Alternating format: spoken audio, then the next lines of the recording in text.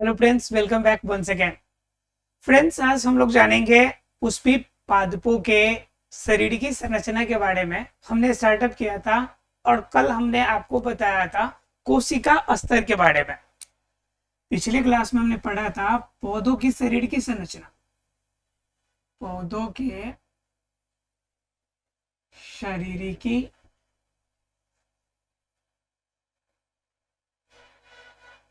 संरचना के बारे में।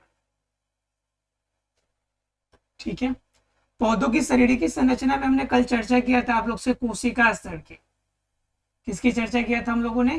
कोशिका स्तर की, कि किस प्रकार की कोशिका इसके अंदर पाई जाएंगी और किस रूप में इनके कार्य होंगे। कल हम लोगों ने चर्चा किया था। अब जो जानना हम लोग को, कोशिका स्तर से ऊपर बढ़कर हमें पहुंचना है अब उत्तक स्तर पे। कहाँ पहुंचना है? अब उत्तक स्तर पे। तो आज हम लोग का जो टॉपिक होगा ये इनके उत्तक स्तर पे किस रूप में संरचनाएं होती है, पौधों के शरीर की संरचना के अंदर उत्तक किस रूप में डेवलप होते हैं, उनके बारे में हमें जानकारी प्राप्त करनी है। उत्तक स्तर देखने से ही आपको एक चीज तो समझ में आती होगी कि इसके अंदर क्या होंगे? कोशिकाओं का समूह रहा होगा। इनके अंदर क्या रहा होगा? कोशिकाओं का समूह। अब कोशिकाओं के समूह में अलग अलग रूप से होंगे। कोशिकाओं का जो समूह होगा वह अलग अलग रूप में होगा। अब अलग रूप का क्या मतलब हो गया कि कोशिकाओं के समूह जो बनेंगे उसके अंदर एक खासियत हो जाएगी कि वह सभी एक ही तरह के होंगे, सभी एक समान होंगे। किस रूप में समान होंगे? तो आकार में समान हो सकते हैं, उत्पत्ति में समान हो सकते हैं, उनके कार्य में समान हो सकते हैं। तो इस रूप में, किसी रूप में समान रहेंगे तो यह कोशिकाओं का जो समूह बनेगा यही हमारा उत्तक का निर्माण करेगा। अब पौधों के अंदर जो यह उत्तक बनेगी, यह पौधों के अंदर यह उत्तक कितने तरह की होती है? तो पौधों के अंदर उत्तक मुख्य रूप से दो ही प्रकार की होती है। एक तो होती है आपका विभव ज्योत उत्तक, विभव ज्योत उत्तक जिसे मेरिस्टेम कहते हैं हम लोग, और दूसरा होता है आपका अस्थायी उत्तक, जो पूरी तरह से अस्थायी, परमानेंट हो। तो दो तरह के उत्तक हो गए हमारे पास। एक विभवज्योत उत्तक जो हमेशा जीवन पर्यंत, जब तक पौधा की आयु रहेगी, जब तक एक पौधा जीवित रहेगा उनके अंदर विकास करता रहेगा, वृद्धि होती रहेगी। तो ये कंडीशन पहला विभवज्योत उत्तक का। और दूसरा क्या है? अस्थायी उत्तक। अस्थायी उत्तक का मतलब क्या होता है कि जिनके अंदर वृद्धि करने की क्षमता समाप्त हो गई। सीधे शब्दों में कहे, अगर एवरेजन की बात करें तो विभवज्योत की उत्तक के अंदर सभी तरह की जीवित कोशिकाएं मिलती है, लेकिन अस्थायी उत्तक के अंदर जीवित कोशिकाएं नहीं मिलती है, अर्थात कि लगभग मृत ही मिलती है। कुछ उसके अंदर भी आपकी जीवित कोशिकाएं होंगी जिनकी चर्चा हम लोग करेंगे। अब क्या होता है कि पहले हम लोग चर्चा कर लेते हैं विभवज्योत की उत्तक की। तो विभवज्योत की उत्तक किसे कहेंगे भाई? तो विभवज्योत की उत्तक को मैंने बोला था कि हमेशा वर्ड को डिकोड करने की कोशिश कीजिए। तो विभवज्योत की मतलब क्या? विभाजन योग्य। विभवज्योत की का मतलब क्या हो गया? विभाजन योग्य। ऐसे उत्तक जो विभाजन करने योग्य हो। विभाजन योग्य उत्तकी का मतलब उत्तक, यानी विभाजन योग्य जो उत्तक होंगे उनके समूह को हम क्या कहेंगे? विभवज्योत की उत्तक कहेंगे। अब विभवज्योत की उत्तक हो गया कि विभाजन करेगा। अब बात आती कि भाई विभाजन करेगा तो पौधे के किस भाग में करेगा? अब पौधे का कौन सा भाग हमेशा डेवलप होता है और कौन सा भाग डेवलप नहीं होता है, ये डिपेंड करता है। तो कंफर्म है कि विभवज्योत की उत्तक उन भागों में ज्यादातर होगा जिन भागों में सबसे ज्यादा वृद्धि और विकास पौधों में होती होगी। अब जरा आप गौर कीजिए, एक बार आप अंदाजा लगाइए, एक बार आप सोचने की कोशिश कीजिए कि पौधे के कौन से भाग सबसे ज्यादा वृद्धि करते हैं।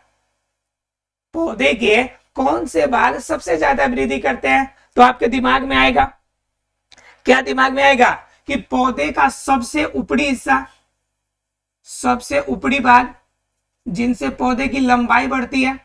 ठीक है, दूसरे तरफ अगर नीचे की तरफ देखिएगा तो नीचे की तरफ पौधे की जड़ है, ये भी बहुत ज्यादा विकसित करती है। उसके बाद अगर देखिएगा तो उनकी शाखाएं, शाखाएं में वृद्धि होती है। ठीक है, उसके बाद अगर देखिएगा तो क्या होगा, इनकी मोटाई में वृद्धि होती है।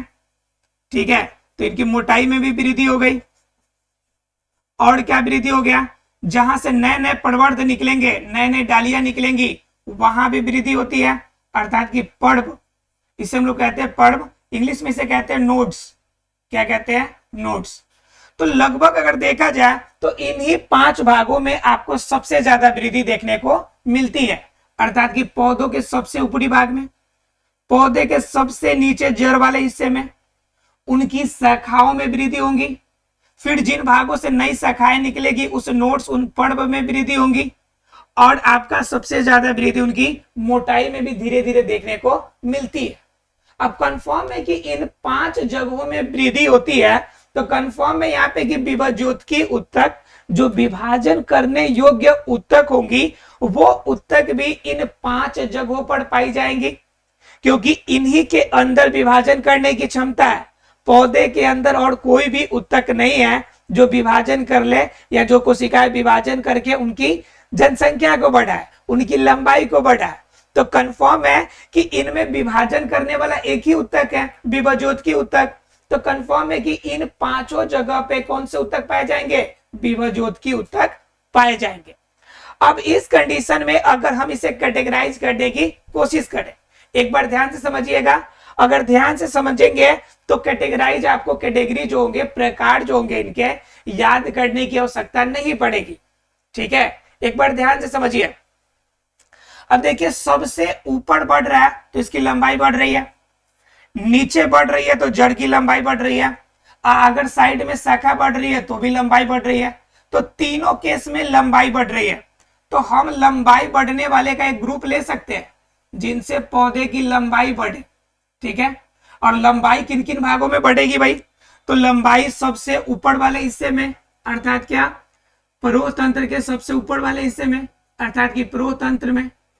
ठीक है, उसके बाद क्या, इनकी शाखाएं में वृद्धि होंगी, शाखाएं में वृद्धि होंगी। और कहां वृद्धि होंगी, इनकी जड़ें नीचे की तरफ विकसित हो रही हैं तो जड़ें में वृद्धि होंगी। अब बताइए, तो इनकी लंबाई के बेस पे 3 जगह वृद्धि होगी, तो एक कैटेगरी हमने बना दिया। ठीक है, दूसरी कैटेगरी हमने आपकी पर्व की कर दी, कि जिसमें आपका पर्व, जहां से आपकी शाखा निकलेंगी। दूसरी वृद्धि क्या, तना का वो हिस्सा जहां से नए प्रवर्ध निकलते हैं, जहां से क्या हो, जहां से नए प्रवर्ध निकलेंगे।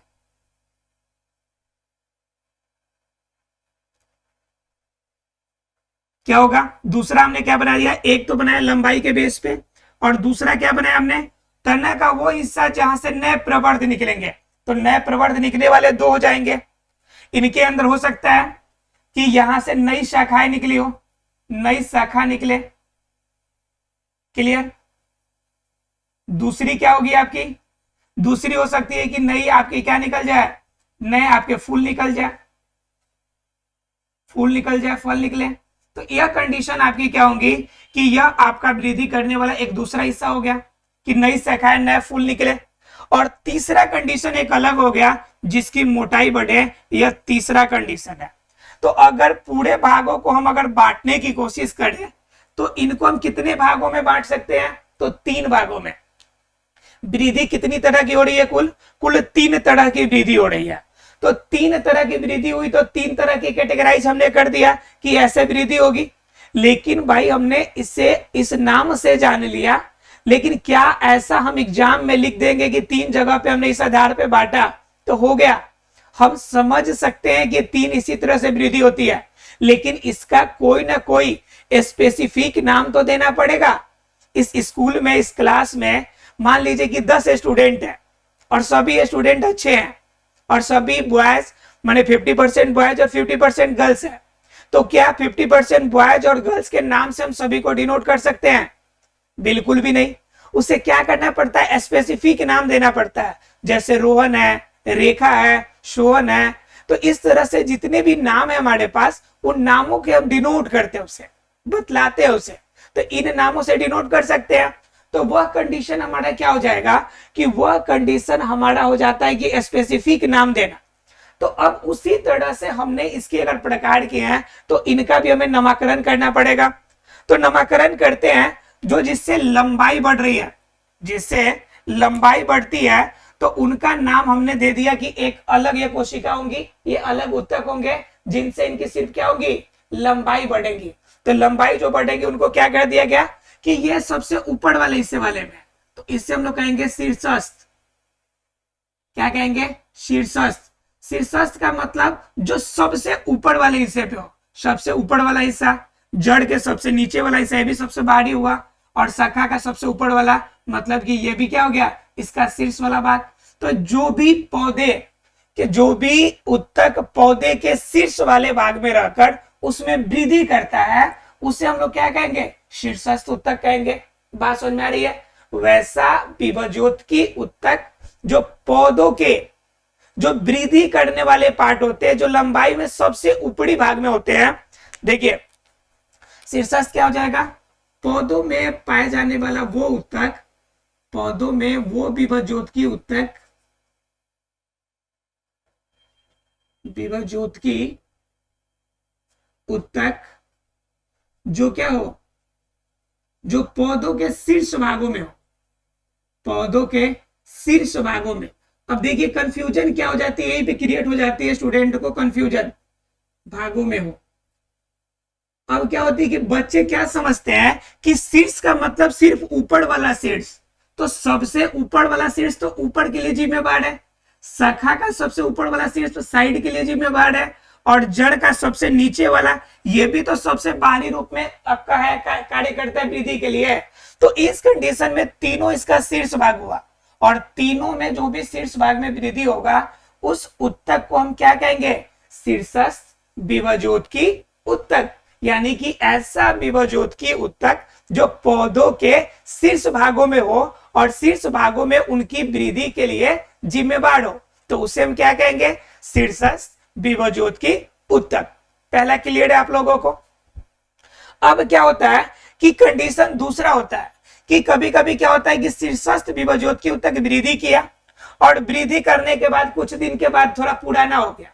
तो पुराना हो जाने का मतलब क्या है, ध्यान से समझिएगा तो समझ में आएगा कि आपका मान लीजिए कि आपका यहाँ पे बनाते, देखिए ध्यान से, मान लीजिए कि ये छोटा सा पौधा है, ठीक है, इतना ही लंबाई है इसकी।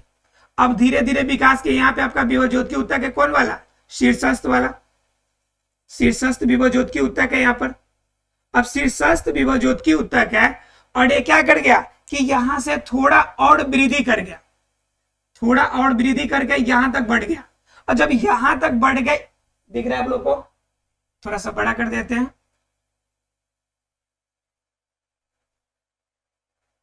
मान लीजिए कि पौधे का ये हिस्सा है, दिख रहा है आप लोग को, ठीक है। अब पौधे के इतना तक है तो यहाँ पे कौन सा उत्तक होगा, शीर्षस्थ। अब शीर्षस्थ उत्तक से थोड़ा सा और वृद्धि किया पौधा, तो पौधा वृद्धि करेगा तो ऊपर की तरफ बढ़ेगा, ये ऊपर की तरफ और बढ़ गया, तो यह उत्तक जो हो गया पुराना हो गया।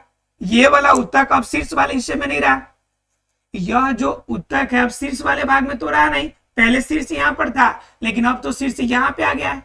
तो इस कंडीशन में यह उत्तक जो होगा यहां से नया तो आगे नहीं बढ़ सकता है, लेकिन साइड में नया प्रवर्ध निकाल के शाखाएं निकाल सकता है। तो वो कहता है कि शीर्षस्थ, ध्यान से समझिएगा, जब शीर्षस्थ विभज्योतकी उत्तक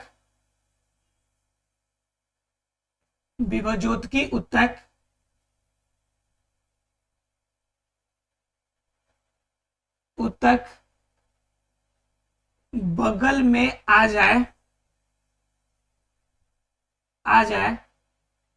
जो नए प्रवर्ध निकालने में मदद करे, जो नए प्रवर्ध निकालने में क्या करे, प्रवर्ध निकालने में मदद करे, तो उसे हम क्या कहेंगे भाई, ये शीर्षस्थ वाला का ही पार्ट है, तो उससे हम लोग कहते हैं कि इसी के अंदर वाला भाग, इसे हम लोग कहते हैं अंतर्वेशी। इसे क्या कहते हैं हम लोग? अंतर्वेशी। इसे हम क्या कहेंगे? अंतर्वेशी के नाम से जानेंगे। ठीक है, अर्थात क्या, जब शीर्षस्थ विभवज्योत की उत्तक बगल में आ जाए। अब बगल में आ जाए क्या करने के लिए? तो नए प्रवर्ध निकालने के लिए, नई शाखाएं निकालने के लिए। तो इस कंडीशन में जब मदद करे तो उसे हम अंतर्वेशी या अंतर्विष्ट कहेंगे। उसे अंतर्वेशी या अंतर्विष्ट कहेंगे। वो क्या करेगा कि शीर्षस्थ का ही पुराना फ्रेंड है, शीर्षस्थ के साथ पहले रहता था, शीर्षस्थ बेचारा पढ़ के ऊपर चला गया और उसका फ्रेंड वहीं पे रह गया। तो कह रहा भाई हम जिस लेवल पे उसी पे विकास करेंगे। तो उस कंडीशन में वो ही पर विकास करना शुरू किया। तो वह विभवज्योत की उत्तक जो शीर्षस्थ के साथ पढ़ता था वह अब क्या कहलाएगा? अंतर्वेशी कहलाएगा। क्या कहलाएगा? अंतर्वेशी विभवज्योत की उत्तक कहलाएगा। बात समझ में आ रही है? अर्थात क्या कि यह उत्तक जो है ये एक तरह से अगर देखा जाए तो ये भी शीर्षस्थ उत्तक है, लेकिन शीर्षस्थ वाला से पुराना हो गया। तो उस कंडीशन में यह अंतर्वेशी हो गया, ये अंदर आ गया।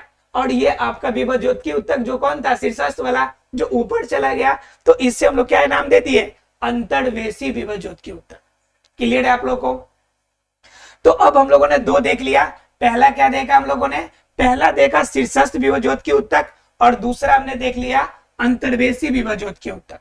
अब तीसरा कंडीशन देखना है जो इसकी मोटाई बढ़े। ठीक है, तो मोटाई कैसे बढ़ेगी?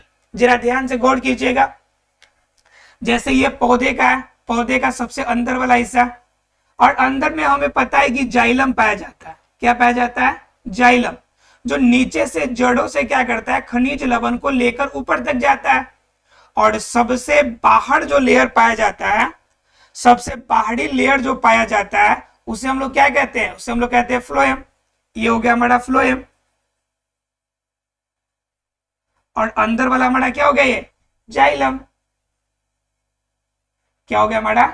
ये अंदर वाला जाइलम हो गया। सबसे बाहर वाला क्या हो गया हमारा? फ्लोएम हो गया। जाइलम क्या करेगा? खनिज लवण जल को नीचे से ऊपर लेके जाएगा। आप फ्लोएम क्या करेगा? फ्लोएम भोजन को, आपका बने हुए जो भोजन पत्तियों में तैयार होगी उसको ले जाकर वेटर का काम करेगा, सबको देगा, भाई खाना तैयार हो गया, आप खाना खा लो, खाना खा लो। तो ये कंडीशन किसका है? फ्लोएम का है। फ्लोएम वेटर का काम करेगा। और आपका ढोने वाला हलवाई का काम कौन करेगा? तो हलवाई का काम हमारा पतिया करती है, क्योंकि किचन तो ही पे है। और उसके बाद भोजन को पहुंचा, सॉरी, खाद्य पदार्थों को ढोने का काम किसका है? जाइलम का है। तो यह कंडीशन अंदर में क्या होता है कि जाइलम होता है, और बाहर हमारा फ्लोएम हो गया। दो कंडीशन हो गया, ये बाहर फ्लोएम और अंदर क्या हो गया? जाइलम। अब क्या होता है कि दोनों कंडीशन में पौधे प्रॉपर चल रहे होते हैं, लेकिन अब क्या कर रही है कि प्रॉपर रूप से पौधे की थोड़ी सी मोटाई बढ़नी है। तो मोटाई कब बढ़ेगा? ये तो अपने स्तर में है। तो बीच में क्या होता है कि बीच में कुछ मटेरियल आपका धीरे धीरे गैप होता है, तो बीच में कुछ मटेरियल इनके बीच में आ जाते हैं। जाइलम और फ्लोएम के बीच में कुछ कुछ मटेरियल बढ़ने लगता है, और ये जो मटेरियल जाइलम और फ्लोएम के बीच में है इसे हम लोग कहते हैं कैम्बियम। क्या कहते हैं इसे? कैम्बियम। तो यह कैम्बियम जब बढ़ेगा तो जरा ध्यान से समझिएगा, इसकी मोटाई अगर मान लीजिए कि यहां से यहां तक अगर 10 सेंटीमीटर पहले थी, कितना सेंटीमीटर थी? 10 सेंटीमीटर। कब? जब कैम्बियम ज्यादा विकसित नहीं हुआ था तब 10 सेंटीमीटर थी।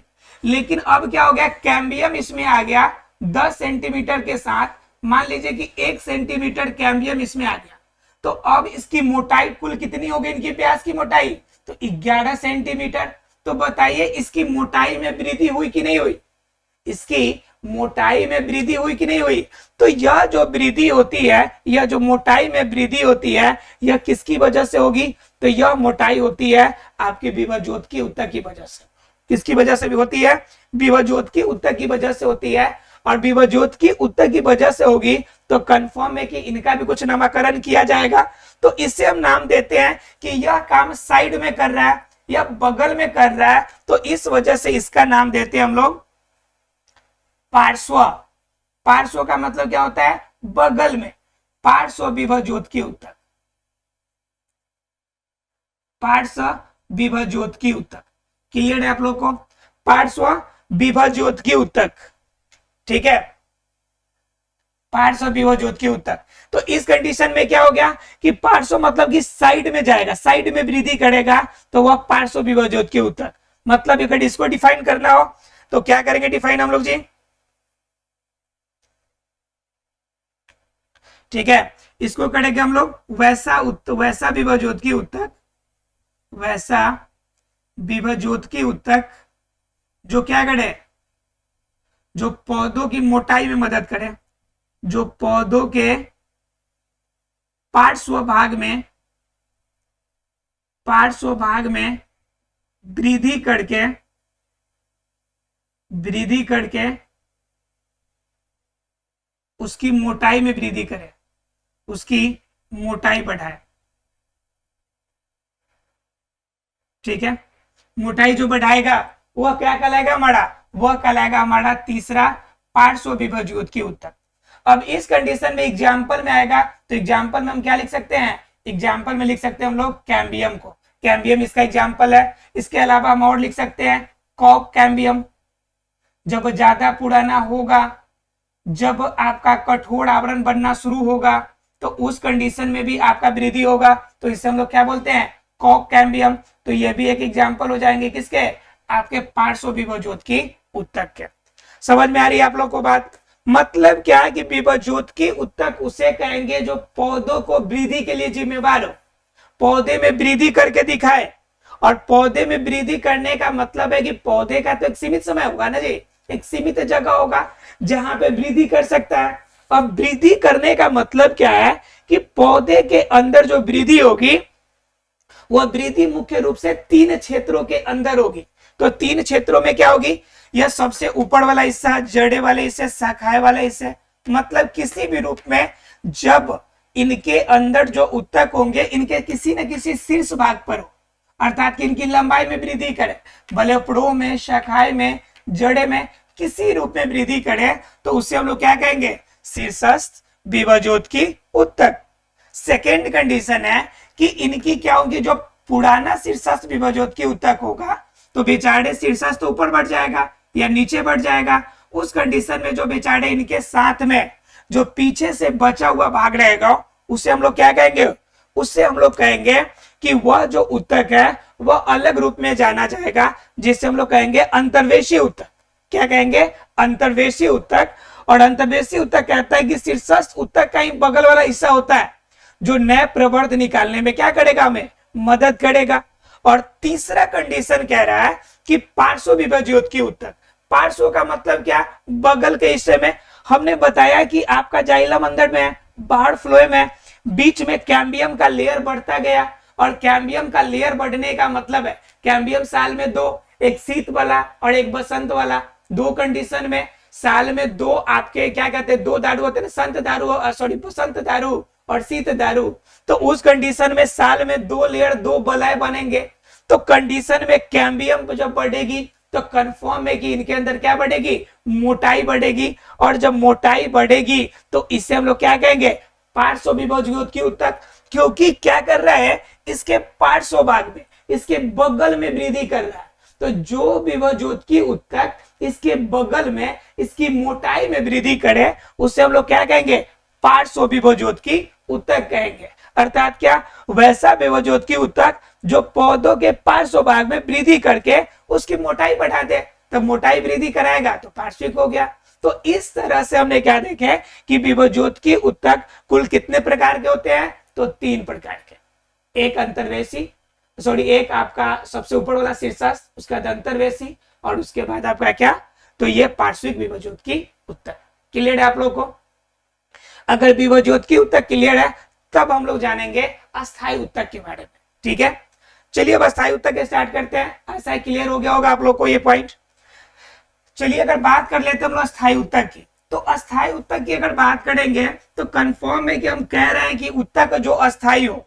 तो अस्थायी उत्तक वास्तव में बनता कैसे है कि यह जो विभवज्योत उत्तक है इनके अंदर जब वृद्धि करने की क्षमता खत्म हो जाए, जो वृद्धि कर रहा है, जो विभाजन हो रहा है पौध कोशिका के अंदर, तो कोशिका विभाजन की क्षमता का क्षय हो जाएगा। अब कोशिका विभाजन की क्षमता नहीं होगी तो कंफर्म है कि वो अस्थायी हो जाएगा।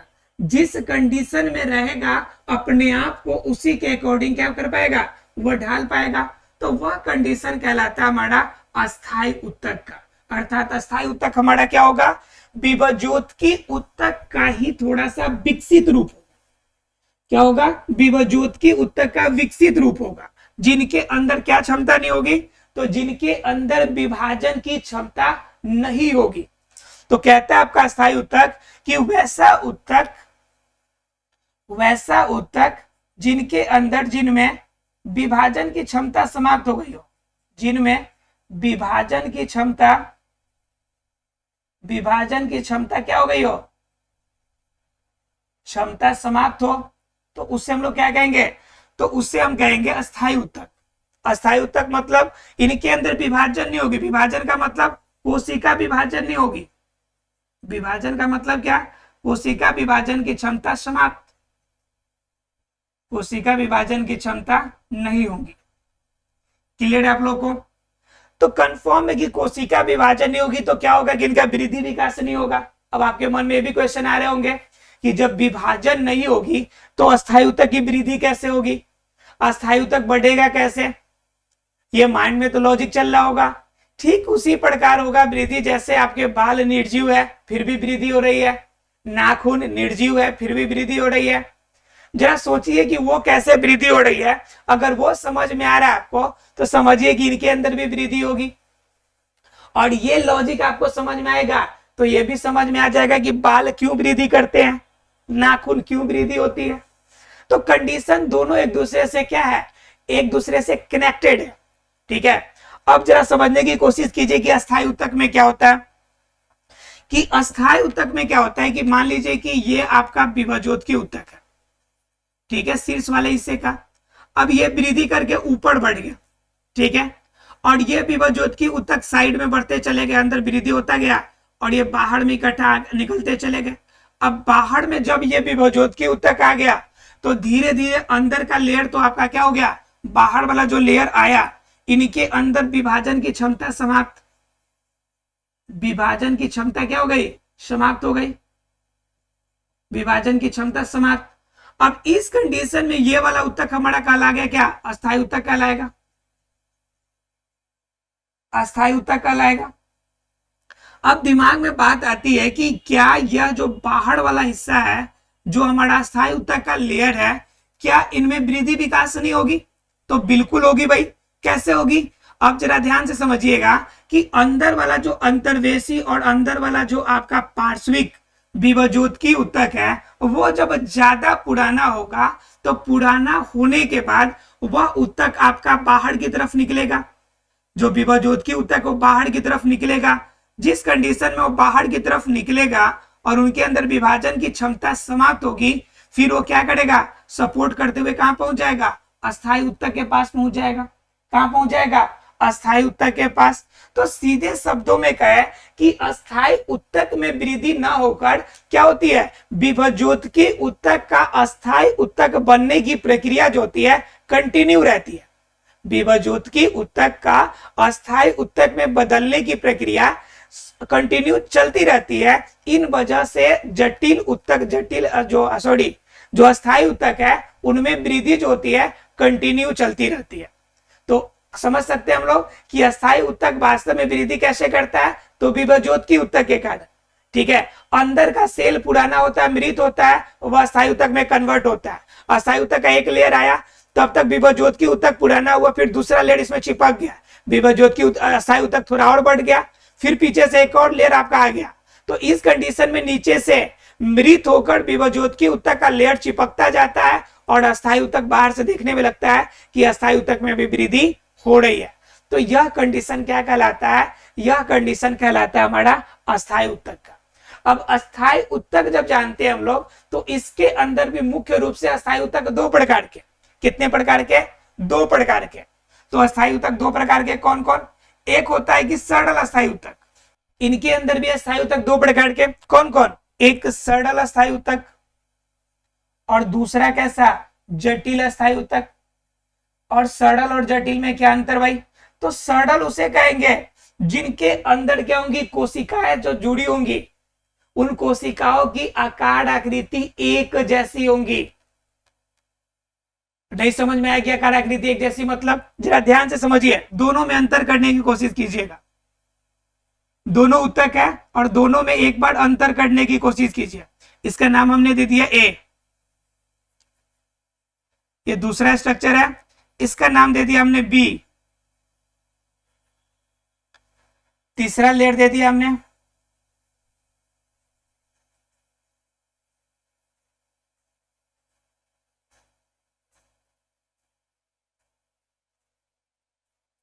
इसका नाम दे दिया सी। अब जरा ए, बी और सी तीनों में अंतर करने की कोशिश कीजिए। तो यहां पर देखेंगे कि सभी एक जैसे सर्कल है।